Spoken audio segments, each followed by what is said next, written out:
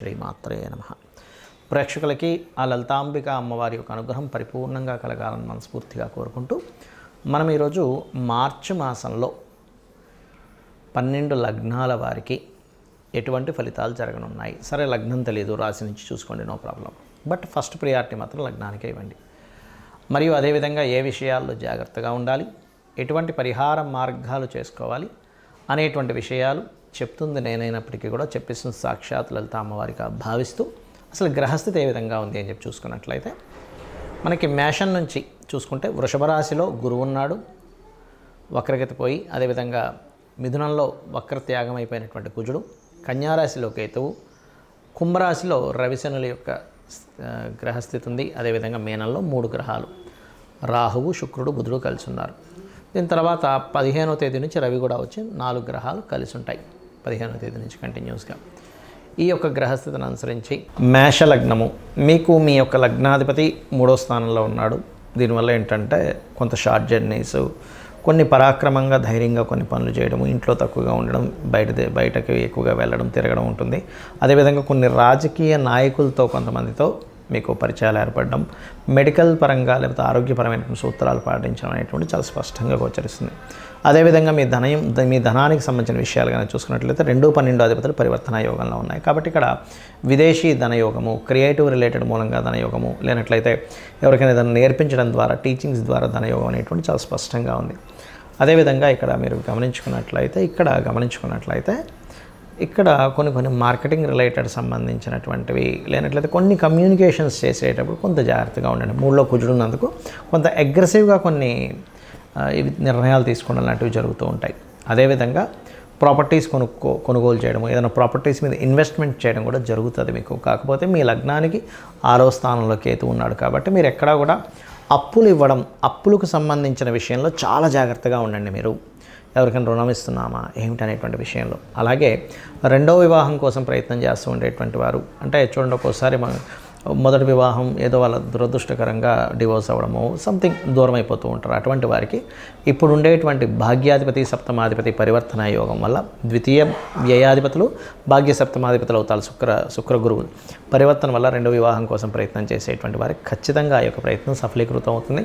అదేవిధంగా నార్మల్గా వివాహం కోసం ప్రయత్నం చేసేటువంటి వారికి కొంచెం బ్యాంకింగ్ సెక్టార్స్లో ఉండేవారు, లేనట్లయితే టీచింగ్ ట్రైనింగ్స్ రంగాల్లో ఉండేటువంటి వారితో వివాహ సంబంధాలు కుదురుతాయి. కాకపోతే ఇక్కడ 4వ స్థానం, మనకి 12వ స్థానంలో అధిక గ్రహాలు వస్తున్నాయి కాబట్టి దాని తర్వాత కూడా షష్టగ్రహ కూటమి కూడా ఏర్పడబోతుంది. కాబట్టి మీరు కాస్త ఇక్కడ వివాహ నిర్ణయాలు తీసుకునేటప్పుడు కాస్త జాగ్రత్తగా తీసుకోవాలి. అలాగే పూర్వీకుల ఆస్తులకు సంబంధించిన విషయంలో ఆగిపోయినటువంటి విషయాలు కొంత ముందుకు కదులుతాయి. మరియు అదేవిధంగా గమనించుకున్నట్లయితే ఇక్కడ మీకు ప్రధానంగా ఈ జాబ్ సంబంధించినటువంటి విషయంలో ఉన్న ప్రాంతం కాకుండా ఇతర ప్రాంతాలకు వెళ్ళడం ద్వారా మీరు జాబ్ సంబంధించిన విషయంలో మీకు పాజిటివ్ ఫలితాలు ఉంటాయి. కొత్త ఇన్వెస్ట్మెంట్స్ చేస్తారు. అలాగే మరొక విషయం ఏంటంటే ఇక్కడ గమనించుకున్నట్లయితే కొన్ని అప్పులు మీ సిబ్లింగ్ తెలిసిన వాళ్ళు, లేనట్లయితే మీ తోబుట్టువులు వాళ్ళకి అప్పుల వల్ల ఇవ్వడం వల్ల కొంత అనవసరమైన ఘర్షణలు గురవుతారు. కాబట్టి మాట్లాడేటప్పుడు, అప్పులు ఇచ్చేటప్పుడు ఇటువంటి విషయాల్లో చాలా జాగ్రత్తగా ఉండండి. ఇక్కడ మరొక విషయం ఏంటంటే ఈ యొక్క ఏదైనా ప్రాపర్టీ తీసుకునేటట్టయితే మనకి మార్చి 15 లోపల తీసుకోవడం మంచిది. మార్చి 15 ముందు తీసుకుంటే మీకు ప్రాపర్టీ విషయంలో మంచి లాభాలు ఉంటాయి. మార్చి తర్వాత ఏంటంటే మీకు 5వ అధిపతి మరియు 4వ అధిపతి ఉన్న గ్రహస్థితులు కనుక చూసుకుంటే వెళ్ళి అక్కడ కలవడం జరుగుతూ ఉంటుంది. మరియు మరొక విషయం ఏంటంటే ఇక్కడ సంతానం కోసం ప్రయత్నం చేసేటువంటి వారు కూడా మార్చి 15 లోపలే మీ యొక్క ప్రయత్నాలు సఫలీకృతం అవుతాయనేటువంటి చూపిస్తుంది. ఐవీఆర్ ఇట్లాంటివి చేయించుకునేటువంటి, ఐవీఎఫ్ ఇట్లాంటివి, ముఖ్యంగా ఐయుఐ ఇట్లాంటివి చేయించుకుని ఉంటారు. సో ఇక మీరు చేయవలసినటువంటి దేవతారాధన, సూర్య నమస్కారాలు ఎక్కువగా చేయండి, అన్ని విధాలా బాగుంటుంది. ఈ మార్చి మాస ఫలితాలు అయిపోయిన తర్వాత మనకి నూతన సంవత్సరం రాబోతుంది, విశ్వవసు నామ సంవత్సరం. ఇప్పటి నుంచే చెప్తున్నాను, అసలు విశ్వవసు నామ సంవత్సరంలో అయినా మీరు కంప్లీట్గా సక్సెస్ అవ్వాలంటే ఎటువంటి జాగ్రత్తలు తీసుకుంటే ఎవరైనా సరే, అంటే ఏ లగ్నంలో పుట్టినా, ఎటువంటి నక్షత్రంలో పుట్టినా, ఎటువంటి గ్రహస్థితులు ఎలా ఉన్నా సరే, ఇప్పుడు నేను చెప్పబోయేది మీకు ఫైనాన్షియల్గా, పేరు ప్రఖ్యాతుల పరంగా మీరు అనుకున్నటువంటి సంకల్పం ఏదైనా, మీ డిజైర్ ఏదన్నా సరే నెరవేరడానికి ఇప్పుడు నేను మీకు ఒక ఆస్ట్రాలజీలో ఉండేటువంటి ఒక సీక్రెట్ చెప్తున్నాను. అది కనుక పాటించగలిగితే అద్భుతంగా మీరు చేరుకోగలుగుతారు. ఒకటే గుర్తుపెట్టుకోండి, మనము ఎందుకు ఇంత ఇబ్బందులు పడుతున్నాము, ఆస్ట్రాలజీ మనకి ఏం చెప్తుందంటే వెరీ క్లియర్లీ మనం ఇప్పుడున్నటువంటి ప్రజెంట్ కండిషన్లో ఉండే నిర్ణయం ఒకటి, రాంగ్ డెసిషన్స్. ఓకే, అంటే రాంగ్ టైంలో మనం ఏదో ఎక్స్పెక్ట్ చేస్తూ ఉంటాం. సిచ్యువేషన్స్ ఒక దగ్గర ఒక రకంగా ఉన్నప్పుడు ఇంకోటి మనం ఆలోచిస్తూ ఉంటాం. అదొకటి మెయిన్. అది దానికి ఏంటి కారణం అంటే పంచమ స్థానము అంటారు, 5th లార్డ్. అదేవిధంగా రెండవది ఏంటంటే పూర్వజన్మల్లో మనం చేసిన కర్మ మనల్ని వెంటాడుతూ ఉంటుంది. ఇక్కడ చాలామందికి సందేహం ఏంటంటే మరి పూర్వజన్మ కర్మలో అలా ఉన్నప్పుడు అది ఇంకా మారదా, మరి అలా ఉన్నప్పుడు అలాగే నడిచిపోవాలి కదా అనుకుంటూ ఉంటారు. కానీ ఇక్కడ భగవంతుడు మనకి 2 ఇచ్చాడు విషయాలు. ఏమిటంటే ఒకటి, మనం పూర్వజన్మలో చేసినటువంటి కర్మ వల్ల మన జాతకం నడవడము, రెండవది మన ప్రయత్నం వల్ల కూడా కొంత ఆ స్కోప్ అనేటువంటిది, ఆ ఛాన్స్ అనేటువంటిది మనకి ఇచ్చాడు. దాన్ని ఫ్రీ వీల్ అంటారు. అంటే మనం ప్రయత్నం చేయడం వల్ల వచ్చే సక్సెస్. ప్రయత్న స్థానం అనేటువంటిది 3వ స్థానము, సక్సెస్ అనేటువంటిది 11th హౌస్. ఎవరైనా సరే నిత్యము గనక ఉదయము సాయంత్రము లలిత విష్ణు సహస్రనామాలు ఎవరైతే చేస్తారో వాళ్ళ ప్రయత్నం 100% సక్సెస్ అవుతుంది. అలా కాదండి నేను అంత నాకు సహస్రనామాలు నోటికి తిరగవు, ఇంకేదైనా సింపుల్గా చేసుకునేది ఉందా అంటే సింపుల్గా ఏం లేదు. ఓం నమో నారాయణాయ, ఓం శ్రీమాత్రే నమః, ఈ 2 చాంటింగ్ చేస్తూ ఉండండి. నాకు పూజ గదిలో అంతసేపు నేను స్పెండ్ చేయలేను, నా స్థితి వేరే ఉంది, విదేశాల్లో ఉంటాను, చాలా టైం దొరకడం కష్టం అనుకుంటే మనసులో మననం చేయండి కనీసం. ఓం నమో నారాయణాయ, ఓం శ్రీమాత్రే నమః. ఇంకా వీలుంది నాకు అంటే ఓం నమః శివాయ కూడా చేసుకుంటే అద్భుతమైన ఫలితాలు వస్తాయి దీనివల్ల. ఒకటి. ఇక రెండవది ఏంటంటే ఇక నేను చెప్పేది ఒకటే, కొత్త సంవత్సరంలోకి నెక్స్ట్ ఈ మార్చ్ ఫలితాల తర్వాత నెక్స్ట్ మార్చ్ ఎండింగ్ నుంచి మనకి ఎట్లాగో విశ్వవసునామ సంవత్సరం వస్తుంది. అడుగుపెట్టేటప్పుడు కొన్ని విషయాలు మైండ్లో బాగా పెట్టుకోండి. ఏలినాటి శని ఉంది, అర్ధాష్టమి శని ఉంది, అష్టమి శని ఉంది, అమ్మో నా లైఫ్ ఏదో అయిపోతుందేమో అనేటువంటి భయాల నుంచి ఫస్ట్ బయటికి రండి.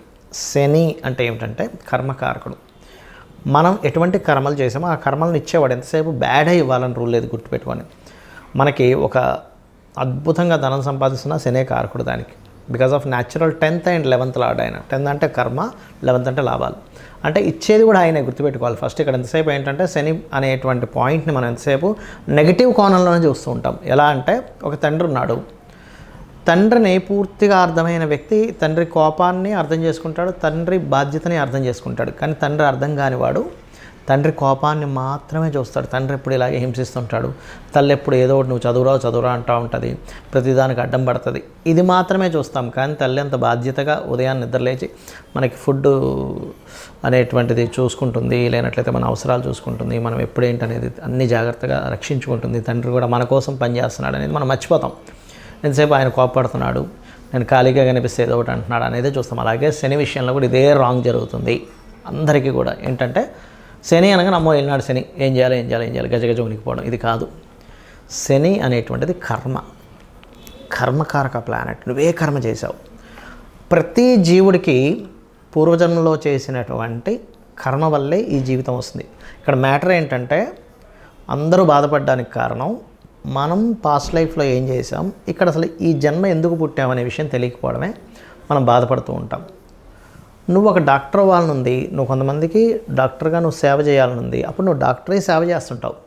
లేదా ఒక ఇంజనీర్ అవ్వాలనుంది, లేకపోతే ఒక మంచి టిఫిన్ సెంటర్ పెట్టాలనుంది, లేనట్లయితే ఇంకోటి ఏదో అవ్వాలనుంది. మనం ఏం చేస్తున్నామంటే అసలు ఏమవ్వాలనుంది, ఎందుకు పుట్టామనే విషయం మర్చిపోయి ఆ పుట్టిన విషయాన్ని, అది జరుగుతున్న అంశాన్ని ఎంజాయ్ చేయడం మానేసి అది అవ్వలేకపోయాను, ఇది అయిపోయానని చెప్పి బాధపడుతూ ఉంటాం. కానీ యాక్చువల్గా నువ్వు పుట్టింది ఫలానాది అవ్వడానికి. ఒక ఆస్ట్రాలజర్గా ఎవరికైనా ఏదైనా ప్రాబ్లం ఉంటే వాళ్ళకి గైడ్ చేసి వాళ్ళ ప్రాబ్లమ్ని గ్రహపరంగా ఏం చేసుకోవాలనేది స్పష్టంగా వాళ్ళకి క్లియర్గా చెప్పడానికి ఒక ఆస్ట్రాలజర్ అవుతాడు. అదేవిధంగా ఒక డాక్టర్ ఆ రోగాన్ని నివారించడానికి ఒక డాక్టర్ అవుతాడు. ఒక ఇంజనీర్ చక్కటి బ్రిడ్జెస్ లేకపోతే ఇల్లు కట్టుకోవడానికి ఇంజనీర్ అవుతాడు. అంటే అది కర్మ.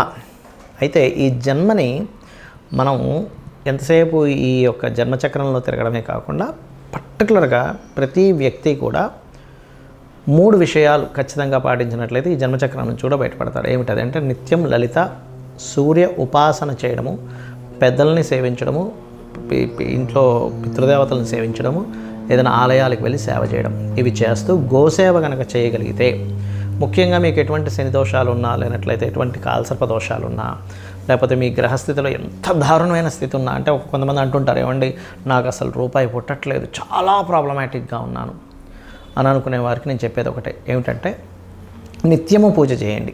నిత్యము పూజ చేయండి, డైలీ మార్నింగ్ ఈవినింగ్. ఏమంటే మాకు అది సరిపోవట్లేదు, నిత్యం పూజ చేస్తున్నాను, ఒక యంత్రం పెట్టుకోండి చక్కగా. ఆ యంత్రాన్ని ఒక రాగిదాంతో చేస్తారు. ఆ యంత్రానికి ఏంటంటే జలావాసము, పుష్పవాసము, ధాన్యవాసం చేసి దానికి శక్తిని చేకూర్చి దానికి జపం చేసి ఇస్తారు. యాక్చువల్గా అది ఇస్తుంటారు, కొంతమంది అడిగినప్పుడు నేను కూడా ఏర్పాటు చేశాను. బట్ ఏంటంటే మీరు ఎక్కడైనా కూడా తీసుకోవచ్చు అది. అయితే ఇక్కడ ఏంటంటే దాన్ని కనుక చేయగలిగితే ఇంకొంచెం స్ట్రెంత్ పెరుగుతుంది మీకు.